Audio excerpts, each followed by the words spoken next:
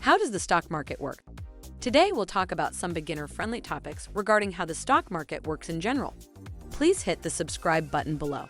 The concept behind how the stock market works is pretty simple. The stock market lets buyers and sellers negotiate prices and make trades. The stock market works through a network of exchanges. You may have heard of the New York Stock Exchange or the Nasdaq. Companies list shares of their stock on an exchange through a process called an initial public offering, or IPO. Investors purchase those shares, which allows the company to raise money to grow its business. Investors can then buy and sell these stocks among themselves, and the exchange tracks the supply and demand of each listed stock.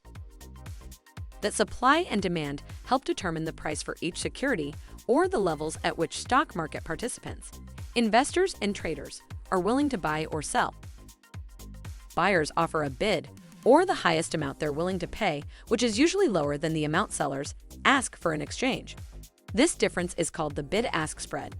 For a trade to occur, a buyer needs to increase his price or a seller needs to decrease hers. This all may sound complicated, but computer algorithms generally do most of price-setting calculations.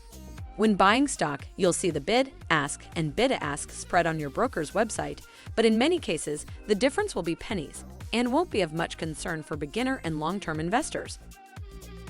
Historically, stock trades likely took place in a physical marketplace. These days, the stock market works electronically through the internet and online stockbrokers. Each trade happens on a stock-by-stock basis, but overall stock prices often move in tandem because of news, political events, economic reports, and other factors.